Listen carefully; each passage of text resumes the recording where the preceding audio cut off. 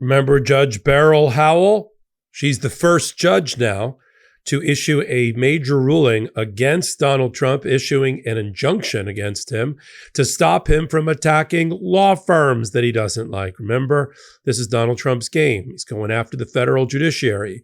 He's calling for their impeachment. He's calling out the Chief Justice of the U.S. Supreme Court. He's attacking law firms. He's gone after judges before when he was a criminal defendant and a defendant in a sex abuse case. And now, why does anybody think he wouldn't try to do it now that he's president of the United States? Well, Judge Beryl Howell says this isn't Alice in Wonderland. You don't just get to be the Queen of Hearts and say off with their head when you don't like somebody, and you don't get to issue an executive order that violates the First Amendment, that violates the Constitution because you don't like the way a law firm operates, and name them and defame them by name. I'm Michael Popok. We'll talk about the latest injunction, or a new injunction, the first of its kind, issued by a federal judge to try to stop Donald Trump dead in his tracks from attacking law firms who are just doing their job, upholding their oath as officers of the court and to defend the Constitution. You're on Legal AF. Let's get down to it. Perkins Coie, a major law firm, big hitter out of Washington State, had a couple of major partners, one of which you might have heard of, Mark Elias. A number of years ago, they represented Hillary Clinton and the Democratic National Committee. They engaged some black op research that dug up the Steele dossier, now mainly discredited, that tried to show collusion involving Donald Trump. I don't think Donald Trump actively colluded with the Russians to get himself elected in 2016, but I think he benefited from their active interference in our elections. And for me, anybody that's benefiting from that in some sort of activity is colluding. Put that aside for a minute. He sued Donald Trump when he was Citizen Trump. He sued the Democratic National Committee, Hillary Clinton. He sued Perkins Coie. He sued everybody in federal court in Miami. And you know what happened? He was sanctioned $1 million by a federal judge because he found that the lawsuit had no merit. It was really a political screed masquerading as a lawsuit, and he fined Alina Habba and Donald Trump as well. Did you think Perkins Coie would be off the hook, even though those two partners no longer work there? You may remember that one of the particular partners of Mark Elias that worked at Perkins Coie was actually prosecuted by one of Donald Trump's special counsel, John Durham. He went after him. And what happened? The jury found him not guilty. So you got not guilty verdict in federal court. You've got a federal judge who fines Donald Trump for a meritless lawsuit. And then, of course, right on cue, 8-9 years later, Donald Trump gets around to issuing an executive order declaring Perkins Coie effectively persona non gratis within the government, revoking their top secret security clearance so they can't represent government entities, telling all government officials and cabinet level agency officials to revoke their contracts with Perkins Coie, basically putting this firm of about 2,500 people, 2,500 paychecks on life support. It's an existential threat. So they ran in with an emergency filing, and they drew Beryl Howell, former chief judge of the district court in D.C., who had presided over all the grand jury proceedings involving Donald Trump and his criminal cases. So she knows him well. MAGA hates her because she has said things like Donald Trump is a totalitarian, an authoritarian. We need to stop his excesses and abuses of power. She was the judge that presided over Rudy Giuliani and got him a $158 million defamation judgment against him. She handled many of the Jan 6 cases and sentencings. She knows her way around the courtroom, the courthouse, and Donald Trump's cranium. And so now she's the random judge assigned to the case emergency application filed by this law firm. Many law firms are under attack. Covington Burling, a major white-collar political defense firm, Republican and Democrat, happened to represent Jack Smith at some point. Oh, they're persona non gratis. They're out. This is how dictators operate. Get rid of the media.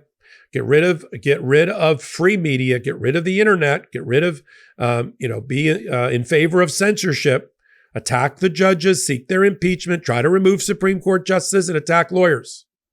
That is the playbook of dictatorships. There's nothing about what I just outlined that Donald Trump is doing or has done or contemplated that would be out of place or would be redlined in any way by a dictator like the head of North Korea, China, Viktor Orban in Hungary. None of them. the guy that's running around as the philosopher king, self-declared in El Salvador, all of them would be like, thumbs up. That's exactly the way you do it when you're trying to maintain totalitarian control and rule. Judge Beryl Howell, during her hearing before she issued the injunction against the Trump administration, finding that their attack on that law firm violated the First Amendment, was motivated by animus and hatred, exactly what you can't do, denied them the right, a property right without due process in violation of the Fifth Amendment. During the hearing, she said to the lawyer for the Department of Justice, let me get this straight. You feel you can put Perkins Coie on blast, put them in an executive order, defame them, and that's okay because he's the president? Well, yes, because it's the president that decides who gets top secret security clearance and who can be trusted with our most top secret secrets. Really? Because that's not the way the executive order reads. This is the judge now. When you read the executive order, it sounds like somebody that's got it out and has an axe to grind against the law firm. They're unlawful, they're illegal, they're dishonest, all those things. Without any facts to support it. In fact, counter to those facts are the suit that happened down in Miami where Judge Middlebrooks fined Donald Trump for having filed it, and the fact that one of the main partners that's no longer with that firm was totally exonerated by a federal jury. Judge said, I feel like I'm in Alice in Wonderland, but this is not, Trump is not, the president is not the Queen of Hearts. He can't just be upset or displeased with someone and yell out, off with their head, ha ha. That's not our reality, the judge said. This is unconstitutional attack on a law firm, and it won't stand. And it is a slippery slope of epic proportion, she said. She then entered a temporary injunction. Now, the amazing thing about entering the temporary injunction against the Trump administration is that she has ordered the Department of Justice and all of its different angles and all of its different bureaus and departments to inform every area of the government of the order and to make sure it is complied with. Now, you think this is the moment of disobedience by the Trump administration, right? Because they're acting out right down the hallway in Chief Judge Boasberg's chambers. He took over for Beryl Howell. She used to be the chief judge.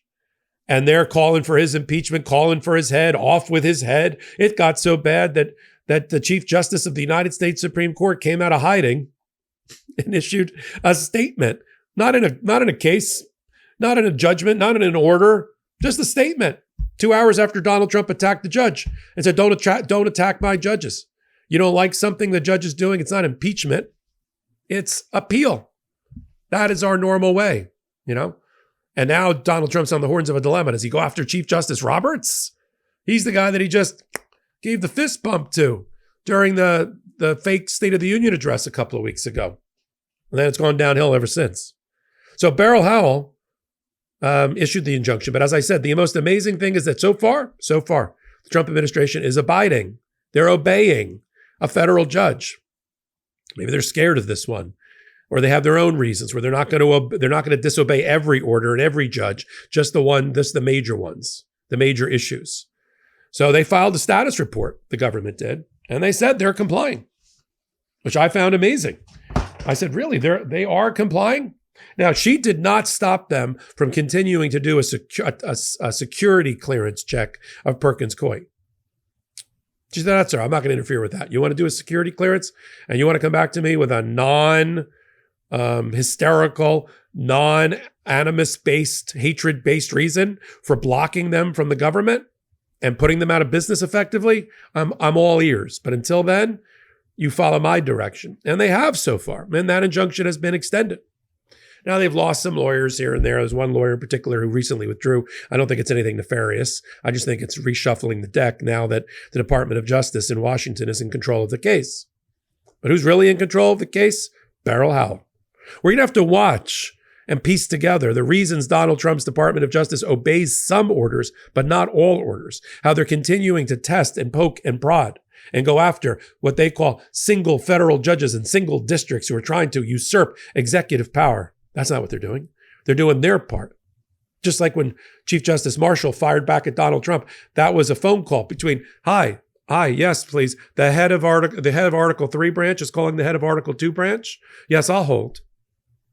That was Article 3 Judge Chief Justice Roberts in charge of all federal judiciary calling out in public.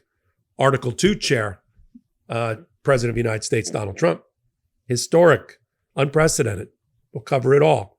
So I'm going to continue to follow what will not be the last attempt by federal judges to protect law firms, rule of law, judges, media, and everything else that's under attack, and our way of life that's under attack by Donald Trump. Thanks for being here on Legal AF. Follow me on all things Legal AF here and on the Midas Touch Network. And of course, our main podcast, Legal AF, the podcast. I made it easy with the names. If you didn't know why we called it Legal AF, now you do. It's every Wednesday and Saturday at 8 p.m. Eastern Time over on the Midas Touch Network. And then we do about 7 to 8 videos each and every day over here on Legal AF, the YouTube channel. If you like the content, vote. Hit the subscribe button. It's free. Signals to the algorithmic gods on YouTube that you like this content. And we'll continue to bring it to you as I curate it, Michael Popok. So until my next report, this is Michael Popok. I'm Michael Popok, and I got some big news for our audience. Most of you know me as the co-founder of Midas Touch's Legal AF and the Legal AF YouTube channel, or as a 35-year national trial lawyer. Now, building on what we started together on Legal AF, I've launched a new law firm, the Popok Firm, dedicated to obtaining justice through compassionate and zealous legal representation. At the Popok Firm, we are focused on obtaining justice for those who have been injured or damaged by a life-altering event by securing the highest dollar recoveries. I've been tirelessly fighting for justice for the last 35 years, so my own law firm organically building on my Legal AF work just feels right. And I've handpicked a team of top-tier trial fighters and settlement experts throughout all 50 states known as big auto injury attorneys who have the know-how to beat heartless insurance companies, corporations, government entities, and their attorneys. Big Auto's attorneys working with my firm are rock stars in their respective states and collectively responsible for billions of dollars in recoveries. So if you or a loved one have been on the wrong side of a catastrophic auto, motor vehicle, rideshare, or truck accident, suffered a personal injury, or been the victim of medical malpractice, employment harassment or discrimination, or suffered a violation of your civil and constitutional rights, then contact the Popok Firm today at 1-877-POPOK-AF or by visiting my website at www.thepopokfirm.com and fill out a free case evaluation form. And if we determine that you have a case and you sign with us, we don't get paid unless you do. The Popok Firm, fighting for your justice every step of the way.